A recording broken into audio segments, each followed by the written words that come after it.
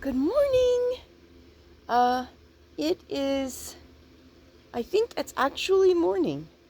My brain is not functioning. I am totally out of it. It rained last night, so everything is muddy. It's the perfect time, right? Okay, let's see if we can do this without slipping and falling in the mud. Okay, I am not used to mud. Let's put it that way. That's putting it mildly. Okay, so here we have a garden. I know it does not look like a garden, but here we have a garden. I will try to explain some of what is going on in this. The majority of it is not, the majority of what looks like weeds is actually flax. It is starting to bloom, and I will let it go to seed, and then in the areas that I can, I will mow it down and it will create mulch. A couple of things that are going on here. I have two stripes. This along this side was planted with two different kinds of wheat. Very little of it came up, and most of what came up died. But what did come up, I will keep the seeds and try again. Try again another time. So, we have a number of things I want to talk about. The plants that are in here, for the most part, were planted as a cold tolerance test. That is with the exception of the corn, and the tomatoes were planted later. The tomatoes that I planted from seed, and the peppers that I planted from seed in February never came up, which is understandable. We've got another stripe along the far side, and that was supposed to be corn and oats. And that section, a lot of the oats came up. We'll go over that when I get over there. However, I wanted to go over some things. This piece, on each corner, I split this area into 8 segments going from corner to corner, so the segments meet in the middle, like the spokes of a wheel.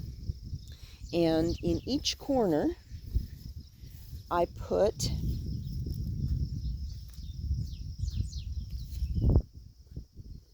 see if I can find them. Okay.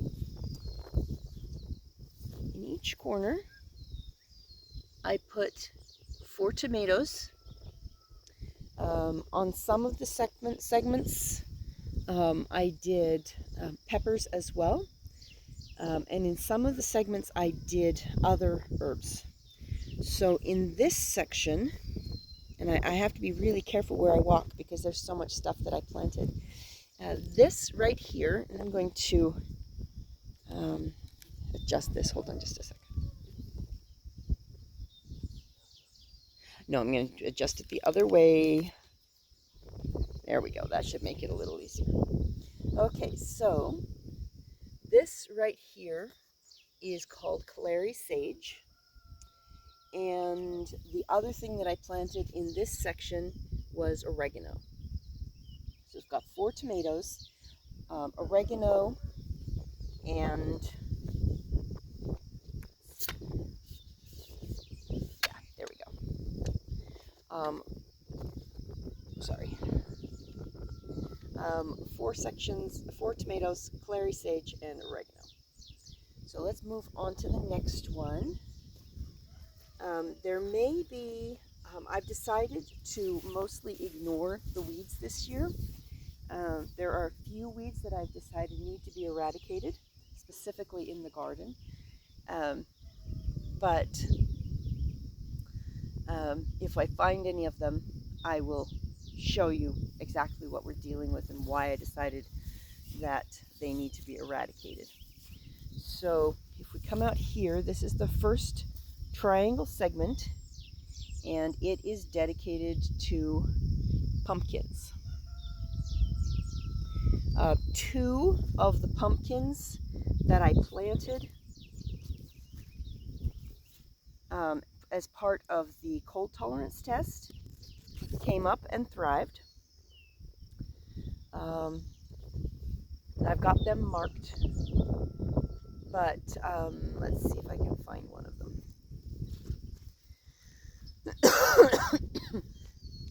Have an oak tree. I didn't plant that. That just came up on its own. Okay, here's one. All right, so this was one of the original cold tolerance test pumpkins compared to the pumpkins that were planted out later. So just a comparison on what the cold did. But they did survive, so we will let them go and see what happens over time. Another pumpkin.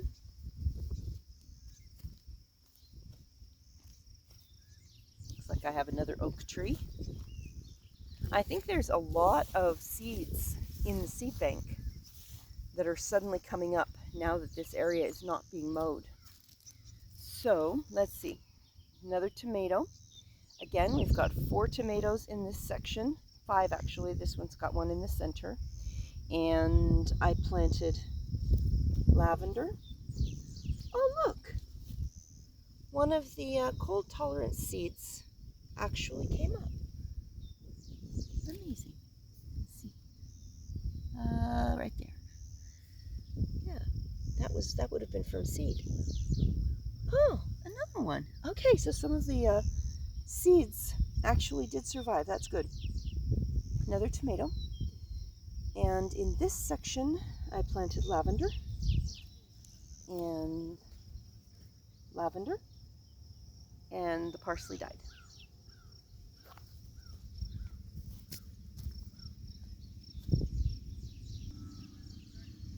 Okay, now this is one of the weeds that I've decided needs to be eradicated. You can see that it looks very much like a watermelon, but if you look at it, look at those spines. Okay, so I'm going to see if I can get this out of the ground without spiking myself. There we go. Okay, so that is what we're dealing with.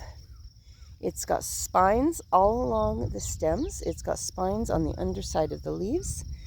It is actually a tomato relative, so it's a solanum. But I do not want that growing, so I'm going to try to eliminate those as much as possible.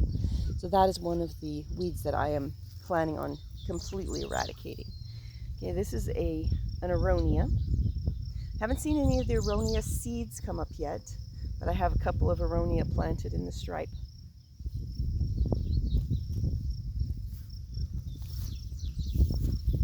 Okay, I'm letting the clover go, and I'm letting the flax go. Okay, there's another aronia, and that right there is a beet. Okay, this section, again, corner.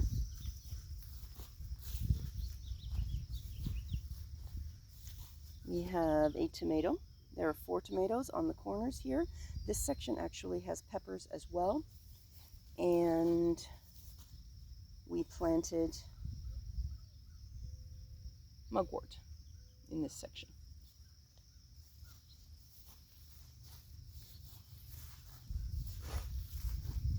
Okay, these are along this edge are sweet potatoes, primarily as a soil conditioner. More flax flowers, I like those, very neat. Okay, middle section, you can see that the tomato is getting blossoms on it. Lots of the flax going to seed. We have basil growing, and here in the middle is valerian. I did plant something else out here. I planted hibiscus, but I didn't see any of it come up, so I need to do some more of that. This is the moscata section. This is one of the best grown so far. Most of them are smaller like that. There are several that are doing that are doing quite well, and others that simply aren't. Speaking of which, let me go back a little bit. Now this is June 6th. Today is June 6th. I'm going to walk out here in the muck. Whee! Oh, yes! Let's do muck. Okay. I'm going to come out here in the muck and see if I can see. There is one of the melons. Let me get back around behind it. I've only found a couple of melons that are growing. I don't really need a lot of melons, so I haven't been focusing on replanting. I may just mow this section. We'll have to wait and see. But I want you to see something else, if I can find it. If I can find it. Where is... No. Come on, come on. I know you're here. I know you're here. I saw it earlier today. There is a tepary bean that has survived all of the wet. There is a watermelon, another watermelon, another watermelon, and another watermelon, and the watermelons seem to be enjoying this. Okay, let's see if I can see. It is marked. Apparently not marked clearly enough. As things start to grow up, especially the flax, and it starts to shade everything out, it gets more difficult to see. Oh, here it is. No wonder I was standing right over it. This is a tepary bean. It is related to the green beans and the dry beans that we normally use, but far enough apart that they can't easily cross-pollinate. They are a desert plant and normally do not do well with a lot of water. What they will do is they will come up with the spring rains, and then that's all they get, sometimes with the monsoons, but that's all the water that they get. And they're very, very drought tolerant, so they normally do not like a lot of water. This is the only one that came up, and it is thriving. Okay.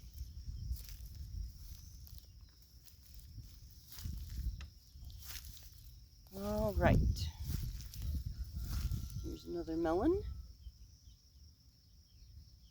Okay. Oh, look. Another one of those weird weeds. Let's see if we can get this thing out. Come on. I don't like this. Ow. There we go. See the spikes? That's horrible. Okay. All right. As long as they're not going to seed, I'm just going to drop them on the ground. All right.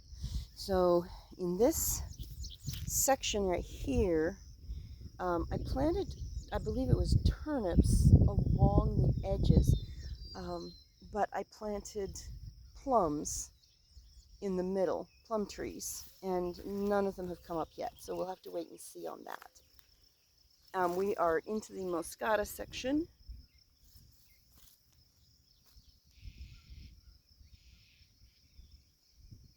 Okay.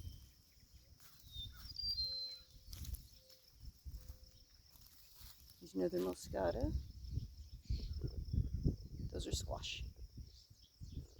Okay. And you can see this is all green beans through here, except in this stripe I planted almonds. That is a baby almond tree. Probably about half a dozen of them came up. Most of them died. We have 3 left. That is a baby almond tree. We have green beans, green beans. Oh, I'm walking through. Oh, that's silly. Okay, green beans. And where is the other? There's another almond tree in here somewhere. It is marked, but whatever. You saw the almond tree. All right. So then this is the center section, and again, it has a tomato on either corner. In this case, I also put in some onions. This section I marked the center.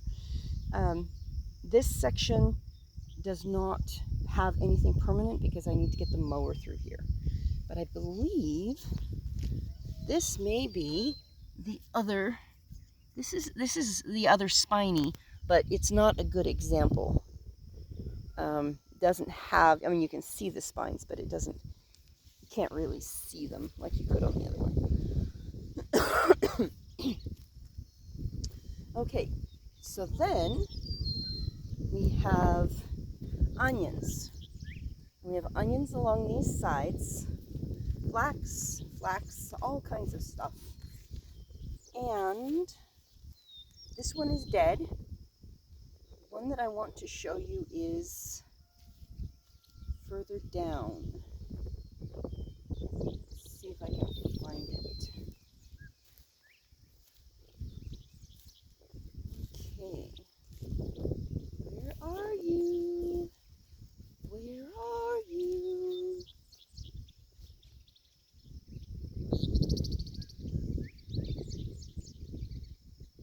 There were 2. May just be 1 left. I'm looking for. I may not be able to show you these. We'll have to wait and see. Okay, here it is. I think this is it.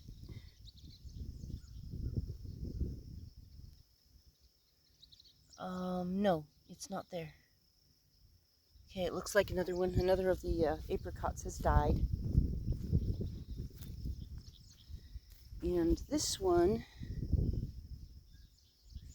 this right here, this tree right here, that's a baby apricot. So let me get some of this stuff out of here so you can actually see it.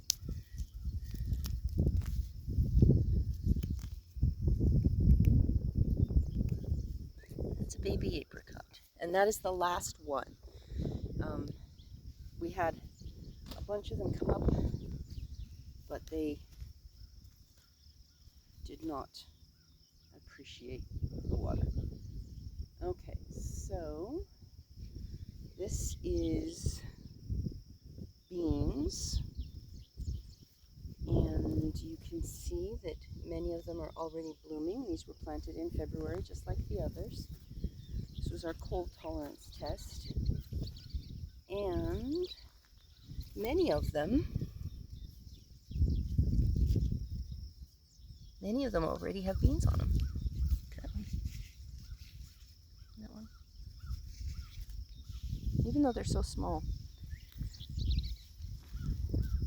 But this was a cold tolerance test, so I expected that would get.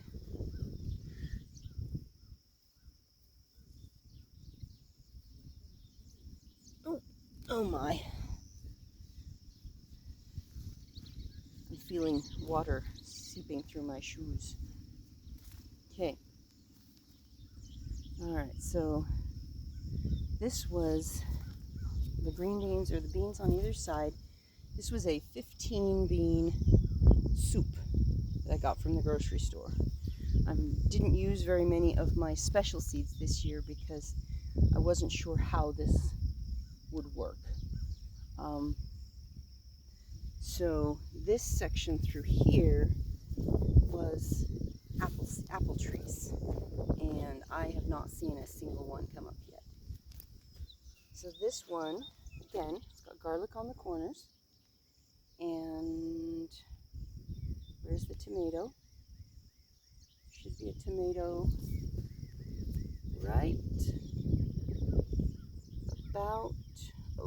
buried in flax right there. And there's another one over there. This one still has one on all four corners. Okay, and this section is oats. The plan was to plant the oats and mow them just like grass until after the first heat, or until after the last heat of the summer, and then let them come up and see if I got a harvest. Well, my mower wasn't functional, so the oats started to go to seed before I could start to mow. Now we've got a few pieces of corn. There's one right there. There's one that's more obvious over here, because this whole area was planted with corn and oats. I was going to do the same thing with both. There's another piece of corn. This one's interesting to me. As I said, this is mostly oats. It's got a piece of wheat in there. Amazing. This is mostly oats, and you can see that this plant right here is really struggling. It is red and brown, and generally that is I believe it's potassium deficiency. It might be potassium. It's either potassium or phosphorus. And then right here next to it is another plant that is growing perfectly and already has oats on it. So this is a selection process, and the plants that do well will produce, and the plants that don't do well will die off. Here's another one. Has the red and brown and purple, and right next to it is another one that is thriving. So one has a nutrient deficiency and the other one does not. So this is the center section on the edge, again, for tomatoes. And I planted, in the center, I planted feverfew. And this is black solanum, which is an edible nightshade. Okay, tomato. There are 4 tomatoes. And the feverfew is doing great. And the solanum is doing great. Okay. All right. And guess what? We just found another one. We are hitting the jackpot today. All right. So, here we go. I do not like this. If I grab the base just perfectly, look at that. Look at those thorns. Yuck.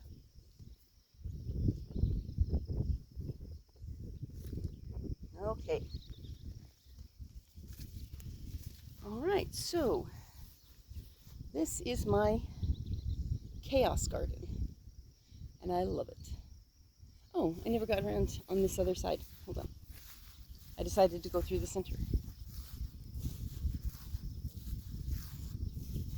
Oats and oats and oats and oats and flax and more oats and more flax.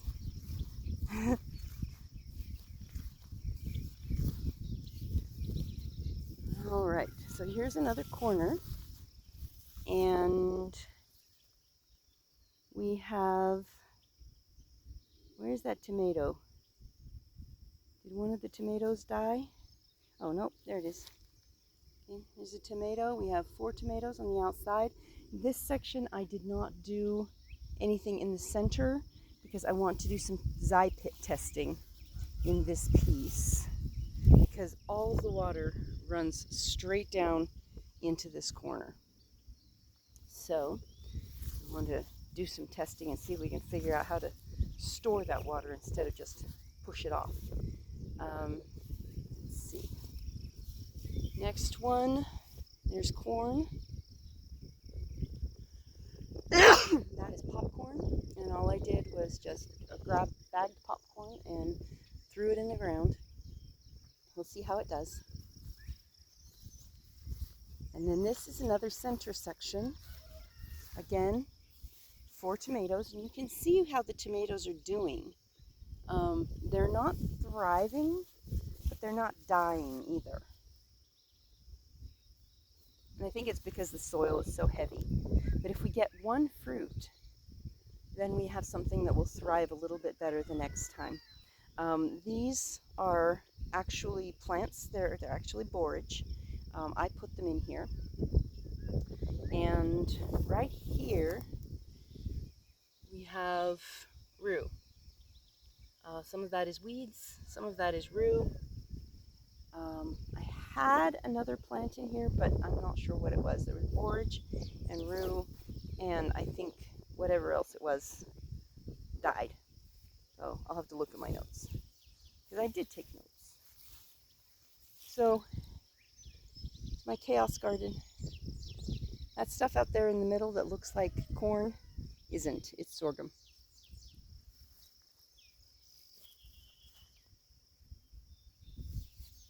Lots and lots to look at, lots to see, lots to do. I overplanted the entire area with flax, and it's growing very nicely. It's starting to bloom.